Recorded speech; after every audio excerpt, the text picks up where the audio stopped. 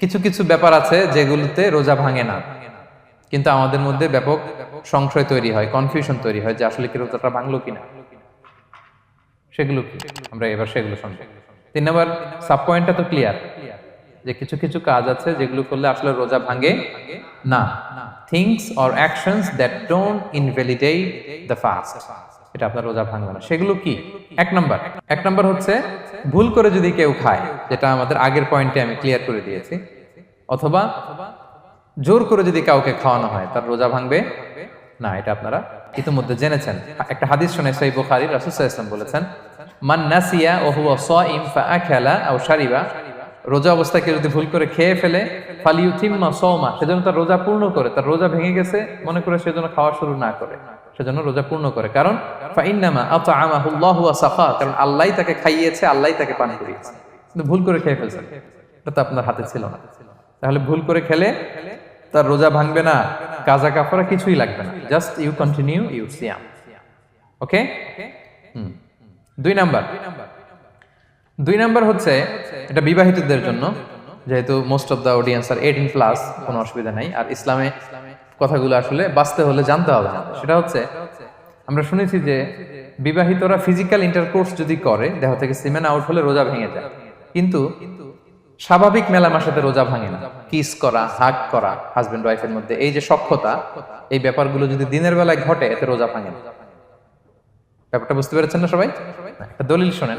আমাদের আয়েশা রাদিয়াল্লাহু তাআলা আনহা বলেন, কানা নবী সাল্লাল্লাহু আলাইহি ওয়াসাল্লাম ইয়াকাব্বিলু ওয়া হুয়া সাইম, রমাদানের রোজা অবস্থায় তিনি আমাদেরকে কিস করতেন, ওয়া ইউবাশিরু, আমাদেরকে হাগ করতেন, ওয়া হুয়া সাইম, রোজা অবস্থায়। এতে রোজার কোনো সমস্যা হতো না, তবে এটা রিকমেন্ডেড না।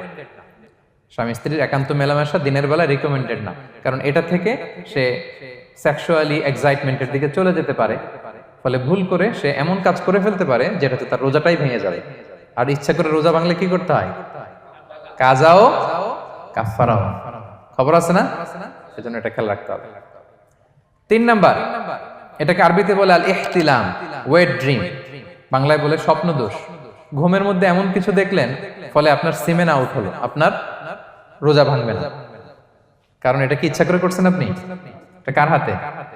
আল্লাহর হাতে। এতে রোজা ভাঙে না, শুধু আপনি ঘুম থেকে উঠে ফরজ গোসলটা করে নিলেই হবে। প্রিয় ভাইরা, মুসলিম কমিউনিটির ভাইরা, কথা কি বুঝতে পারতেছেন? আচ্ছা। 4 নাম্বার হচ্ছে ব্লাড টেস্ট। অনেকে বলে যে হুজুর ব্লাড টেস্ট করা যাবে কিনা রমাদানে? ব্লাড টেস্ট করা যাবে। ব্লাড টেস্ট করলে রোজা ভাঙে না, এটা খুবই জরুরি একটা মাসালা, প্রায় আমাদের লাগে। 1-2 সিরিঞ্জ ব্লাড নিলে ভাঙে না। তবে যদি অনেক বেশি অ্যামাউন্টের ব্লাড নেয়, এতে যদি আপনি ক্লান্ত হয়ে পড়েন, সেক্ষেত্রে আপনি রোজা ভাঙতে পারবেন, পরে কাজা করলে হবে।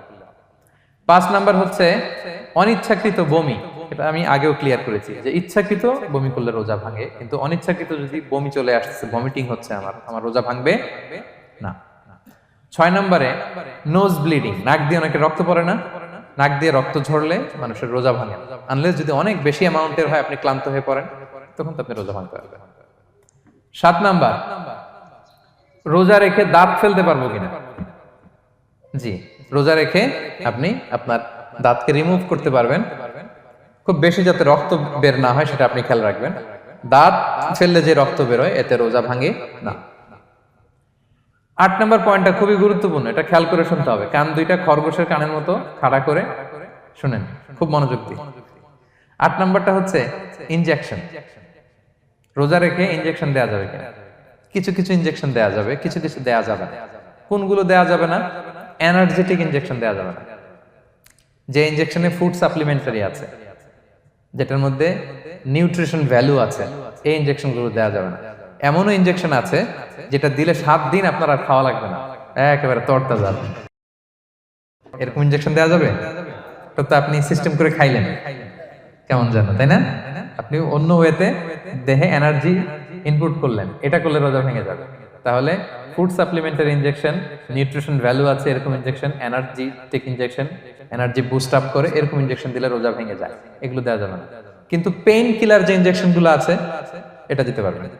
পেইন কিলার ইনজেকশন দিতে পারবেন, অ্যান্টিবায়োটিক ইনজেকশন দিতে পারবেন, অ্যানেস্থেটিক ইনজেকশন দিতে পারবেন, এই জাতীয় মেডিকেশন ইনজেকশনগুলো দিতে পারবেন।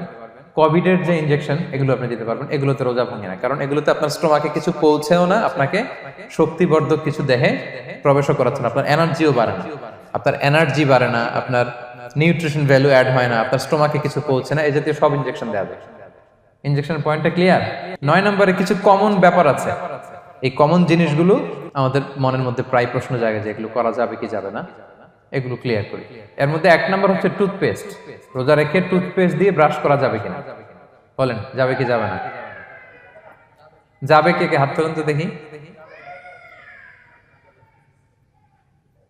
হ্যাঁ, মাত্র 1 জন, 2 জন, 3 জন, 4 জন, 5 জন, 6 জন, দল ভারী হচ্ছে আস্তে আস্তে। হ্যাঁ, টুথপেস্ট দিয়ে ব্রাশ করা যাবে কি যাবে না? যাবে মাত্র 5 জন। আর যাবে না কয়জন দেখি? যাবে না, অনেকে যাবে না। অনেকে হাত তুলে নাই, ভাবছে কোন জায়গায় হাত তুলে কোন বিপদে পড়ি। চুপচাপ দেখি যে কোনটা জিতে। যাবে না? যাবে না, দল ভারী না? যাবে? এই সুন্দর বলছে, যাবে, কিন্তু না করাই ভালো। হ্যাঁ হ্যাঁ, যাবে। টুথপেস্ট দিয়ে ব্রাশ করলে রোজা ভাঙে না, তবে যদি খুব স্ট্রং টুথপেস্ট হয় এগুলো ব্যবহার না করা ভালো। দিনের বেলায় মেসওয়াক করা ভালো। হ্যাঁ, মেসওয়াক করলে ওইটা সবচেয়ে সেফ। তবে যদি আপনি টুথপেস্ট দিয়ে ব্রাশ করেন আপনার রোজা ভাঙবে না ইনশাআল্লাহ। কেউ কেউ মাকরু বলেছেন, কিন্তু আপনার রোজা ভাঙবে না। মাউথ ওয়াশ সেম, যাবে, কিন্তু রেকমেন্ডেড না। হ্যাঁ, গার্গল করতে গেলে আবার ভিতরে চলে যাবে। সিম্পলি কুলি করা যাবে, কিন্তু আপনার রোজা ভাঙবে না। কিন্তু দিনের বেলায় আমরা টুথপেস্ট, মাউথ ওয়াশ এগুলো ইউজ না করে কোনটা সাজেস্ট করি? কোনটা? মেসওয়াক করেন তো আপনারা? রাসূল সাল্লাল্লাহু আলাইহি ওয়াসাল্লাম বলেছেন, আমার উম্মতের জন্য যদি কষ্ট না হয়ে যেত আমি প্রত্যেক নামাজের আগে মেসওয়াক করা ফরজ করে দিয়ে যেতাম। কষ্ট হয়ে যাবে, পকেট নিয়ে নিয়ে মেসওয়াক ঘুরতে হবে। এবং রাসূল সাল্লাল্লাহু আলাইহি ওয়াসাল্লাম মৃত্যুর আগে ওনার হাতে যে জিনিসটা রেখে উনি শেষ নিঃশ্বাস ত্যাগ করেছেন সেটা হচ্ছে মেসওয়াক। উনি অত্যন্ত অসুস্থ, প্রচন্ড জ্বরে কাতরাচ্ছেন। তখন দেখলেন যে ওনার শ্যালক আব্দুর রহমান রাদিয়াল্লাহু তাআলা আনহু উনি মেসওয়াক করতেছেন, তো উনি ফেল করে তাকায় আছেন, বলতে পারতেছেন না আমাকে দাও। আম্মা জান আয়েশা বুঝতে পারলেন যে রাসূল মনে হয় চাচ্ছেন, তো উনি এটা নিয়ে এসে নিজে চাবালেন। রাসূল ইসলাম চাবায় যে নরম করবেন এই শক্তিটাও গায়ে নাই। আম্মা জান নিজে চাবিয়ে রাসূল ইসলামের হাতে দিলেন, রাসূল ইসলাম মেসওয়াক করলেন। এই মেসওয়াক করার কিছুক্ষণ পরে তিনি ইন্তেকাল করলেন। আরবাউন মিন সুনানিল মুরসালিন, 4টা সুন্নাত, এটা সব নবীদের মধ্যে ছিল। এর মধ্যে একটা হচ্ছে আসওয়াক, মেসওয়াক। মেসওয়াক করবেন তো আপনারা? আচ্ছা। এরপর রোজা রেখে আতর দেয়া যাবে, কোনো সমস্যা নাই। পারফিউম দেয়া যাবে, সমস্যা নেই। আই ড্রপ দেয়া যাবে, চোখে ড্রপ দেয়া যাবে, আইলাইনার দেয়া যাবে, কাজল দেয়া যাবে, এগুলোতে রোজা ভাঙে না। এরপরে ডায়াবেটিক পেশেন্ট যারা আছে তারা ইনসুলিন দিতে পারবেন, এত রোজা ভাঙে না। এটা আমাদের লাগে না, আমাদের অনেক মুরব্বীদের দিতে হয়, আমাদের আব্বা আম্মাদের। তো এটা আপনারা জেনে গেলেন, ইনসুলিন দিলে রোজা ভাঙে না। এরপরে 10 নম্বর খুব মজার একটা পয়েন্ট, খাবারের যদি লবণ চেক করা হয় এতে রোজা ভাঙে না।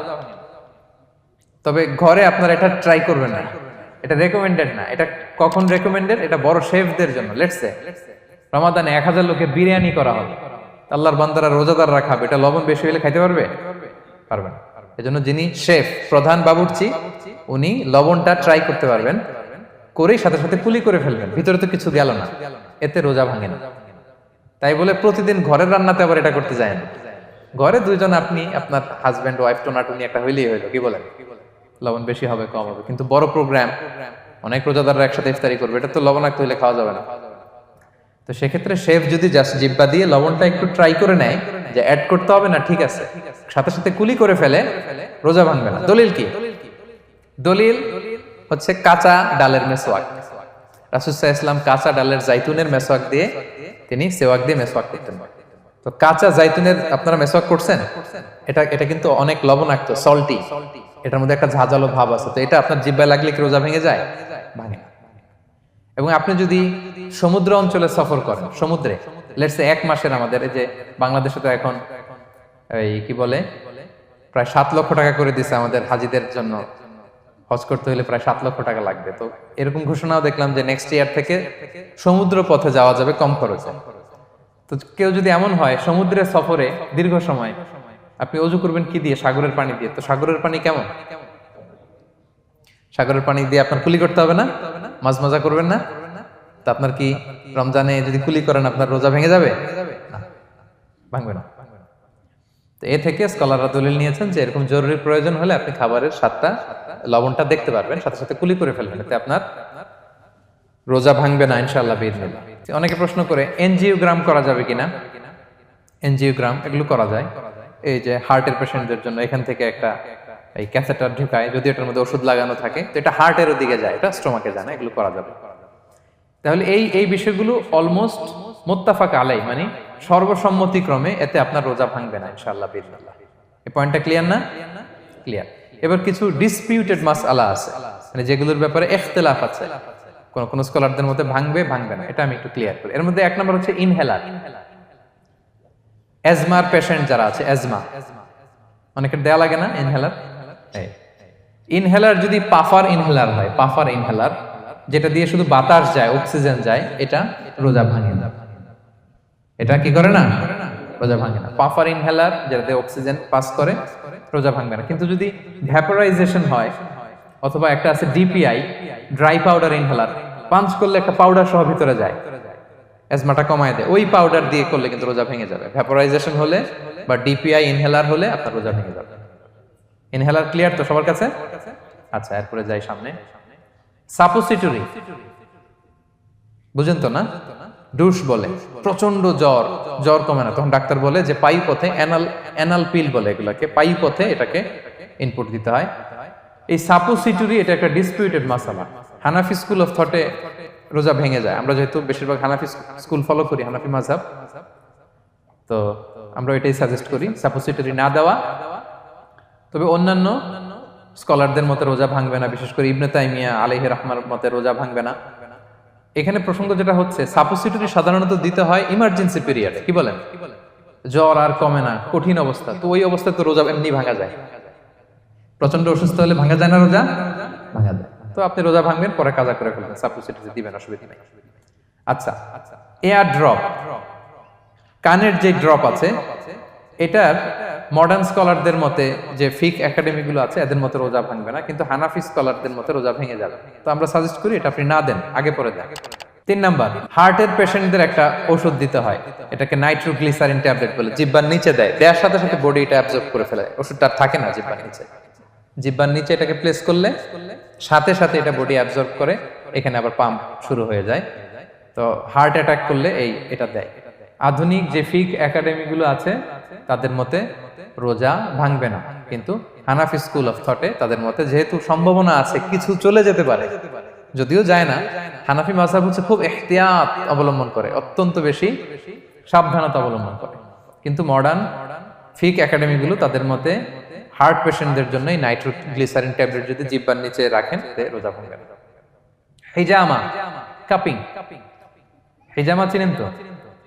হ্যাঁ, হিজামা করছেন কেউ এখানে? আপনি করছেন, আর কেউ? অনেকে করছে দেখি মাশাআল্লাহ। এটা এখন অনেক পপুলার হচ্ছে, রাসূল সাল্লাল্লাহু আলাইহি ওয়াসাল্লাম কিন্তু করতেন। এখন দেখবেন যে অনেক বড় বড় সেলিব্রিটিরা, অ্যাথলেটরাও করে। এরকম কাপিং এর টিউব আছে, পিঠে একটু কেটে ওটাকে লাগায় দেয়, আস্তে করে এই রক্তগুলো বের করে ফেলে, ব্যথা ট্যাথা, পেইন টেন এগুলো কমে যায়। এখন কিন্তু এটার অনেক প্রচলন বেড়েছে। হানাফি স্কুল অফ থটে হিজামাতে রোজা ভাঙে না, অন্যান্য স্কুল অফ থটে ভাঙে। তো হিজামা তো ইমার্জেন্সি কিছু না, আমার দিনের বেলায় কেন রমজান মাসে হিজামা করা লাগবে, আমি ইফতারের পরে হিজামা করলাম। আচ্ছা, ব্লাড ডোনেশন করলে রোজা ভাঙবে কিনা? এক ব্যাগ যে রক্ত নেয়, ভাঙবে কিনা?